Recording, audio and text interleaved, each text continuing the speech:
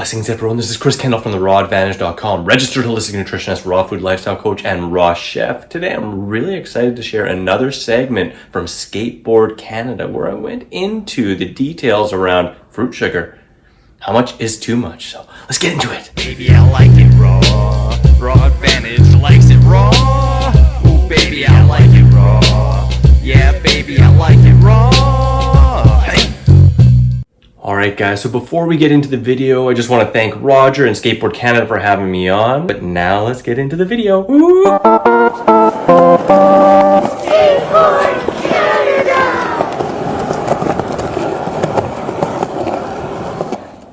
Hey, hello Skateboard Canada fans. How are you? It's Roger Brinsma from Skateboard Canada headquarters.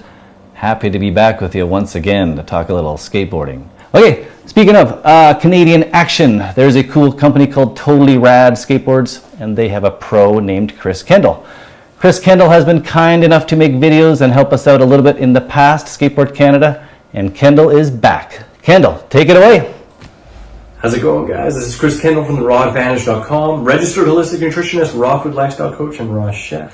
From some of the past segments I've done, people have asked the question, but what about the sugar in fruit? How much fruit is too much? Isn't it too much sugar? This is a great question, and one there's a lot of misinformation out there due to fruit being lumped into studies done on processed sugar and fructose. Now, fruit is very different from processed sugar, which is completely refined of all of its co-minerals and nutrients and water content and fiber, whereas on the other hand, of course, fruit comes with all those co-nutrients like vitamins and minerals and antioxidants and flavonoids and bioflavonoids and all the fiber and the different types of sugar, some faster absorbing, some slower absorbing, and water content, which again also regulates the speed of the digestion of the sugars.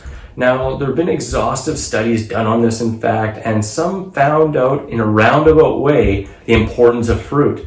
There's a study called the 2010 Global Burden of Disease Study that took over numerous years with 500 researchers from 300 institutions in 50 countries that found out in the United States the leading cause of death and disease comes from dietary factors, and the second leading cause of death and disease comes from smoking. Now, within the diet, they found the absolute worst aspect of the United States diet is not eating enough fruit, pinning down the leading cause of death and disease in the United States coming from not eating enough fruit.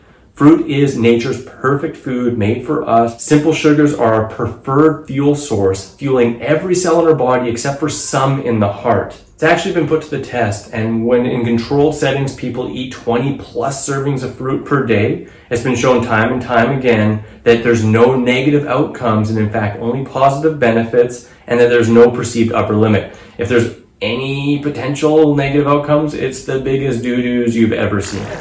But you may ask, what about if I have blood sugar issues or if I'm a diabetic? Interestingly enough, the absolute best way to reverse diabetes is to lower the fat and increase the carbohydrate content, ideally from fruit, otherwise cooked carbohydrates. My friends Robbie and Dr. Cyrus Kambadi, they put together a complete program, a New York Times best-selling book, and a website called masteringdiabetes.org, where they go really in-depth into the science of this, showing that fruit isn't the issue with blood sugar disorders. It's actually an excess of fat in the diet as well as in the muscle tissue that create a situation called insulin resistance, where your insulin isn't really functioning well and doesn't allow the sugar to get out your bloodstream and into your cells. So that brings up the question, how much fruit is too much fruit? It's really hard to overdo, especially if you're just paying attention to your enjoyment, focusing in on the fruits you absolutely love the most, and eating them up to that point where you're like, I'm good, not stuffing it, not forcing it. As time goes on, your ability to eat larger amounts improves, especially if you're also reducing the overall fat content of your diet, processed fats like oils and processed food, and instead including more whole foods in your diet. I hope this clears that up for you guys. If you have any other questions, right below or check me out at therawadvantage.com. Now back to the studio with Roger.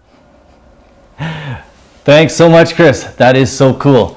Chris keeps going a little further down this road, and if you joined us for an episode or two before, he started with the bananas and the fruit and he's working his way up. It's really cool. We much appreciate the advice from Chris Kendall, professional skateboarder for Totally Rad Skateboards. And I'll tell you what, I'm eating a lot more bananas myself, and I feel great. So thanks, Chris. Much appreciated. From one great guest to another, I talked to next Kevin from the Look Back Library. And you know what? I was down and I visited Kevin in San Diego, and he handed me a smoothie when I walked in his door because he's a vegan and he watches what he eats, and he's on the right side of the coin when it comes to taking care of himself also with the diet and nutrition. So.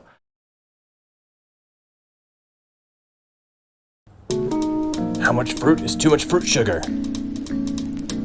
Blessed to be on Skateboard Canada. Ooh, don't forget to check out my raw recipes playlist in the top left, the video just for you in the top right, subscribe for more videos in the bottom right, and get your 3 free ebooks in the bottom left. Grab your free raw recipe app available on iPhone and Android with over 100 free raw recipes, common fruit and vegetable calorie breakdown, freaking raw food combining chart, shopping cart function, and so much more.